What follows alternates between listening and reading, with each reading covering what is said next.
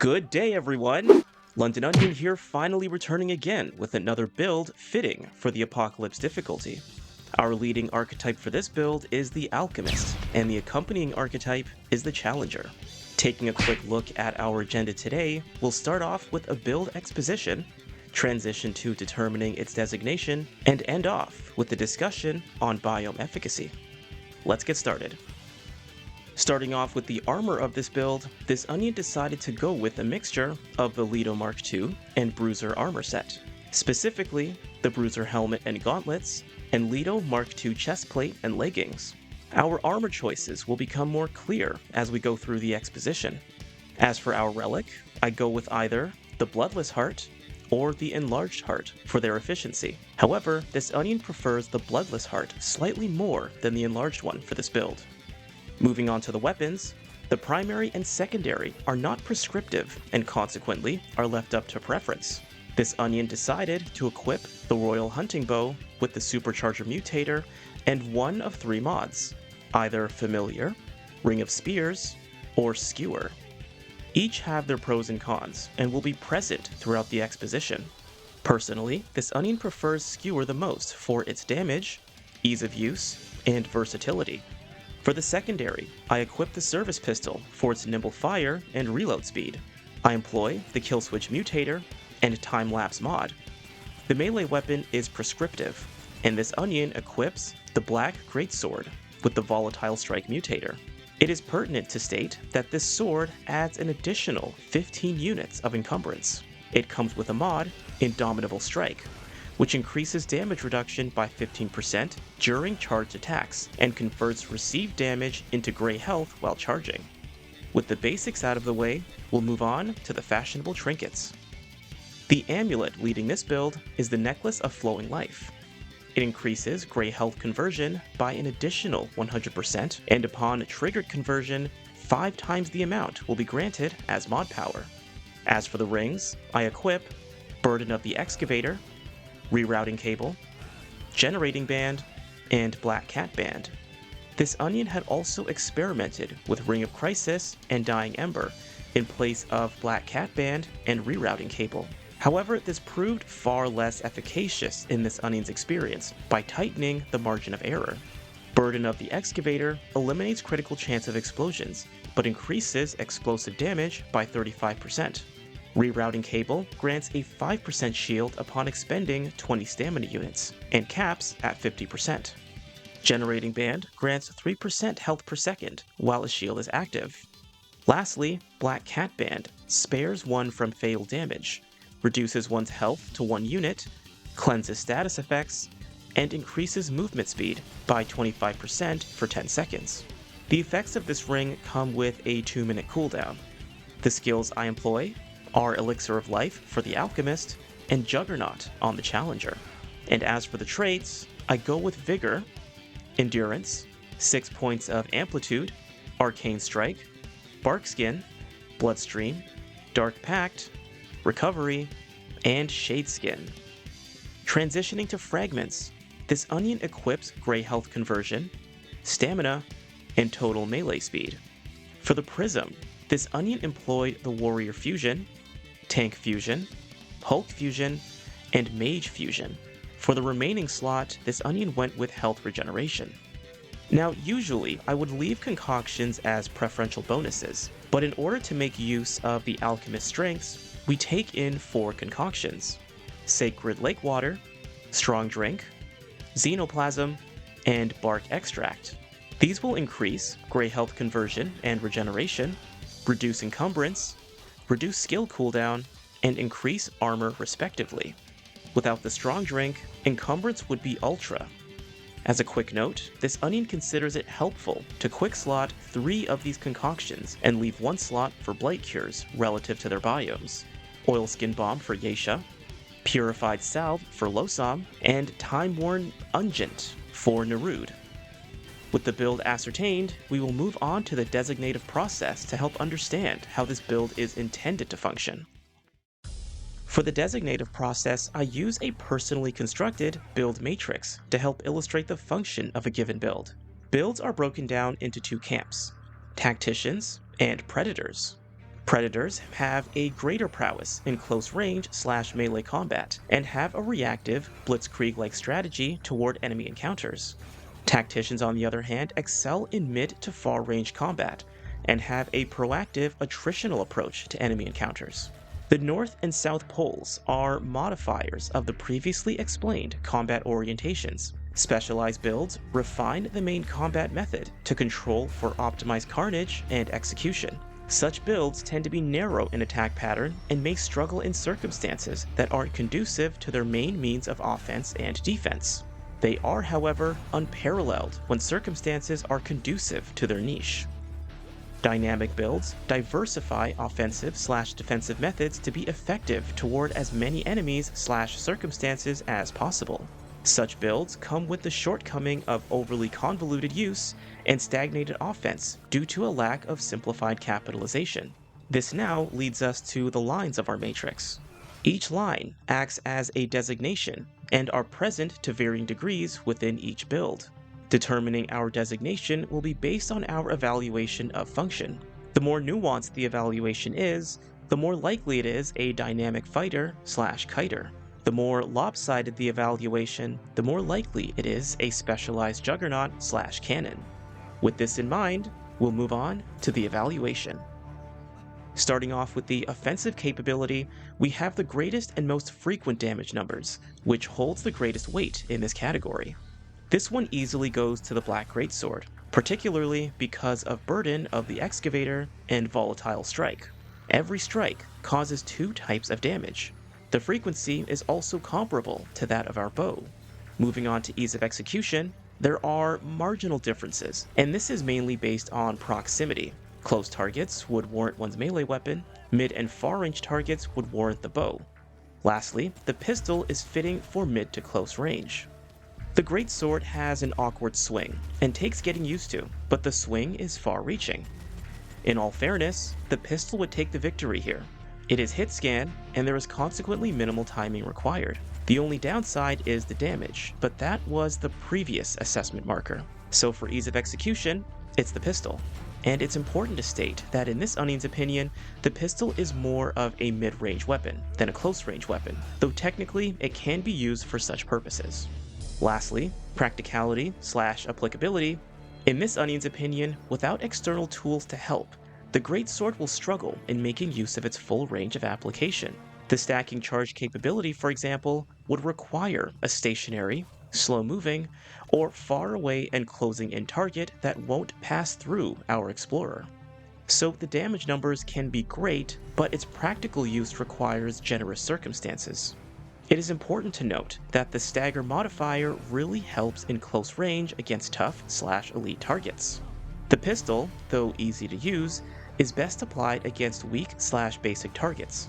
Everything else is rather inefficient. Whether one is crowded by mixed enemy profiles or facing off against a single target, the Greatsword would have the greatest odds for success due to its minimal time spent per target. The bow is best suited against far and numerous foes or elusive targets, especially if they are airborne. Even with this said though, the bow's damage is moderate at best. A marginal victory goes to the Greatsword. Moving on to defensive capabilities, first we have health / gray health restoration. Gray health is primarily a result of using the Indomitable mod for defensive and restorative purposes. Otherwise, regular health restoration comes from Generating Band. This is consequently another point toward the Predator side. This will smoothly transition into the next assessment point, shields. Shields originate from the relic or from rerouting cable. Neither of our ranged weapons will generate shields, but Indomitable, when holding the charge position, will use up stamina and consequently generate shields. Technically, dodging and sprinting will do the same, but that is more neutral territory at the current scope, and this will be important later on. Our last assessment point is damage reduction.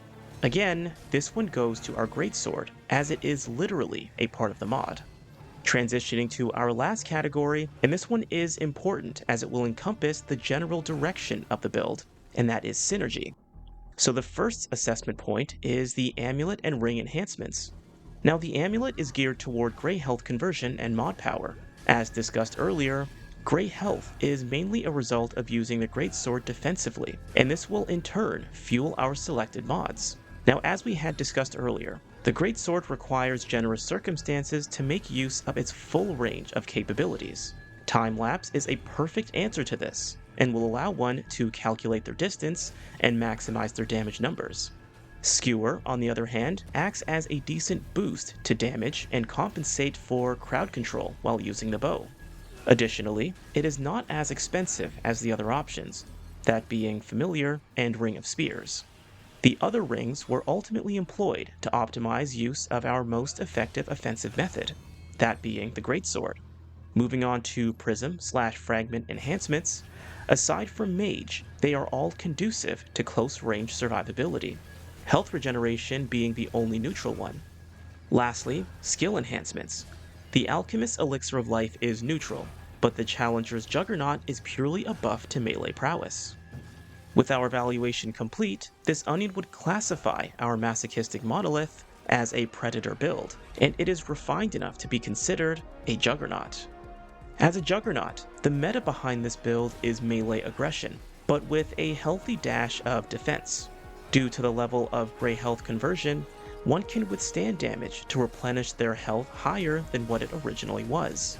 This does, however, require some discretion, as there is such a thing as too much damage. Despite being named a monolith, one cannot stand in a crowd and take a series of strikes without dire consequences.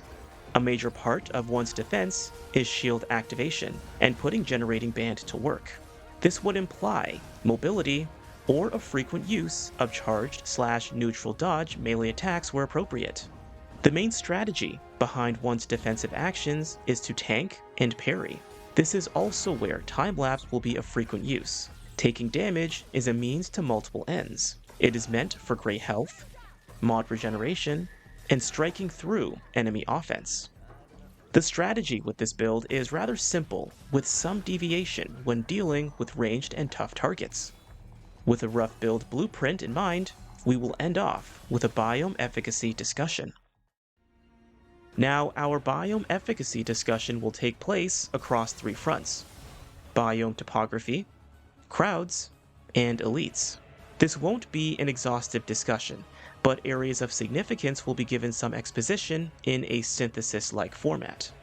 Starting off with topography, given the nature of the masochistic monolith, it benefits most while in cramped or at most varied spaces. This would naturally give way to employing the chief offensive method. Additionally, spacious environments give a greater advantage to range-based and airborne foes. With this alone, Yeisha and Losam would prove to be more conducive to their effectiveness of this build. Every biome has cramped, spacious, and varied spaces. However, Losam tends to be more cramped, while Yeisha is varied. Narud, on the other hand, can be quite spacious with some cramped zones.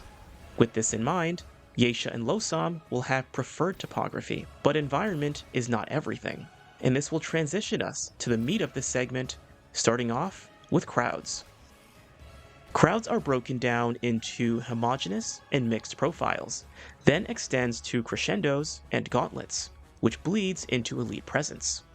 Homogeneous groups of foes are rarely an issue for this build, especially if they are close-knit. Swings of the greatsword can easily hit multiple targets, and the resulting explosions can help with this.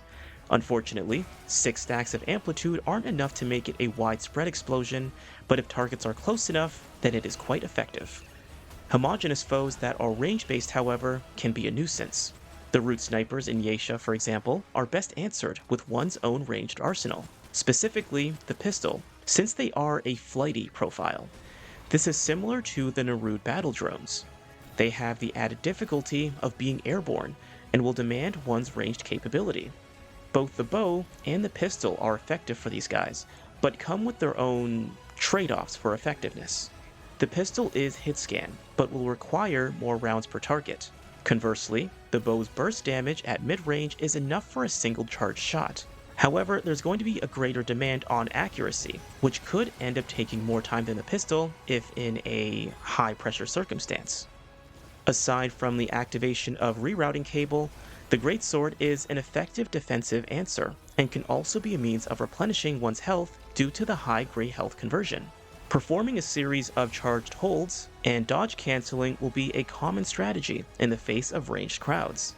Root flyers in Yeisha can create a similar circumstance, but their projectiles are slow and they will regularly get into melee range.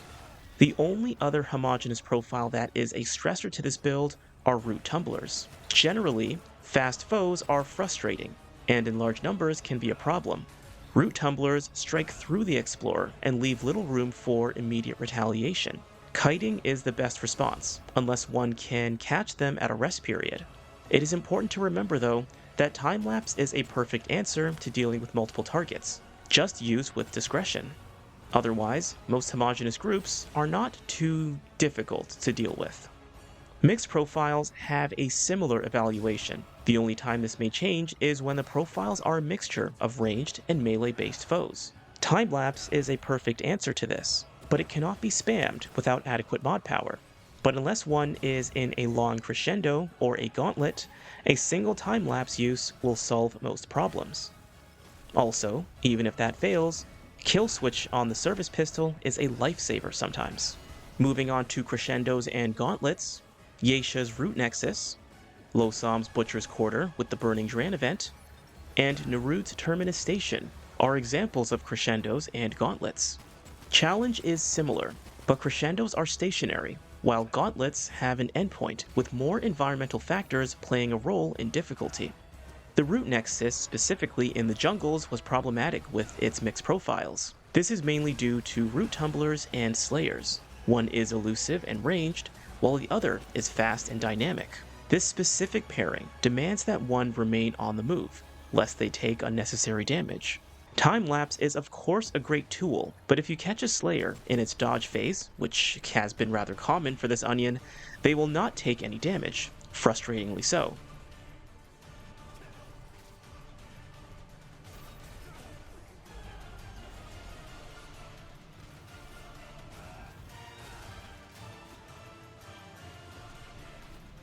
Butcher's Quarter bears a similar challenge with Dran Grenadiers, ranged common folk, and regular common folk. They aren't particularly fast and flighty, but numerous and relatively versatile as a crowd.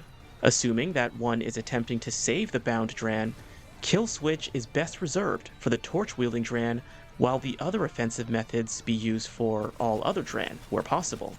The Dran aren't terribly tough, so the pistol and bow are viable options for those that prefer to keep their distance. For the common folk that close the distance, melee is perfectly appropriate. Narud's Terminus Station is controversial in this onion's evaluation. The enemy profile is rather homogeneous, but the ending may prove to be somewhat difficult with the addition of a shielded drone carrier. The robot grunts are a mixture of ranged and melee orientation, which is what can add to the difficulty of this portion. Provided one is not overzealous in their carnage and remembers their skills, victory should not be an issue. Space management, however, is part of what makes this a challenging portion. Because it is so cramped, it's a little bit harder to dodge without taking any sort of follow-up damage. Now, our discussion has already bled into elites when mixed with regular profiles. Multiple elites, however, are unironically dealt with in similar fashion. More care, though, must be taken to ensure survival, and this will be with increased mod use and defensive tactics. A couple notable moments of dealing with multiple elites is in Yeisha's infamous Red Throne Room. Evasion is of course the best first response, and allow time for their formation to become streamlined. Grouped enemies are perfect for offensive mods. Time-lapse and a strong melee follow-up. Ramping up the intensity a bit, there is the Infested Abyss. This is probably the most dangerous gauntlet for our masochistic monolith, especially at the last skirmish, where there are 6 elites to take on, and more than one at a time. There is an ambient nerf where one will take continuous damage at 0.5 health units per second. This means that our build is totally disarmed from using Grey Health. The only way to use Grey Health is to remain in a small area where there is no red haze. But with 2 elites, especially the Root Mantis and Root Knight, remaining in close proximity is dangerous, as these two can be rather devastating. One's best strategy in this gauntlet is remaining on the move and maximizing the activation of rerouting cable. Where there is too much damage received, the Elixir of Life should be proactively used for a solid chance at revival. Otherwise, time-lapse should be used as much as possible. When taking on the Root Knight and Root Mantis, this Onion would argue that the Root Mantis should take priority, as it is a lot faster and will engage at close range on a much more frequent basis. This is a difficult gauntlet, and even as a Juggernaut, aggression needs to be used opportunistically. The Forlorn Coast has a mixture of two elites and regular foes. Similar recipe, but there is more room for evasion and recovery. While under attack though, Elixir of Life may need to be used as the margin for error is still extremely tight. Another relatable skirmish is the One True King's Castle, with a duo of dual-wielding Fae and armored Fae soldiers. Luckily, they are all melee-oriented and are easily grouped together for time-lapse use. It's important to remember that received damage is essentially mod power with this build, and consequently, the more damage that is taken, to a point, the more frequent one's mods can be used, paving an easier path to optimize damage. Moving on to aberrations, there really is not much to be said about them as they are simply elites empowered with mutators. But, and this is a big but, certain mutators make the masochistic monolith's life very difficult. As stated earlier, flighty and elusive foes can be a bit of an issue. Consequently, aberrations with the teleporter mutator are the Achilles heel to this Juggernaut. Where there would be significant damage, there is wasted effort and an extended battle. Additionally, aberrations can't be frozen, so the Greatsword will have limited application compared to regular foes. Now, this is a niche issue, but it sticks out like a sore thumb. The Protector of the Grove was particularly problematic. It is important to note that this Onion was using the alternative build as described in our exposition, but even with the current build, the challenge would remain the same. CE Sigma from Nerude was another teleporter, and this Onion became impatient with the struggle and faced an embarrassing defeat. Teleporters are of course not impossible, but they will test one's attrition and patience, which as a Juggernaut is nearly the antithesis to the function of this build. Overall, Yeisha and Losam were the most favorable biomes to play through with this build. The topography is favorable to the most advantageous combat style, and the enemy profiles are generally not too much of an issue. Certain gauntlets and crescendos do create some challenge, but every build has its strengths and weaknesses based on their makeup. This is, however, only half of the story for the true efficacy of this build. Stay tuned for part 2, where we will take a deep dive on the masochistic monolith's efficacy against bosses. It has been Londononion. Thank you guys for watching, and I will see you guys next time.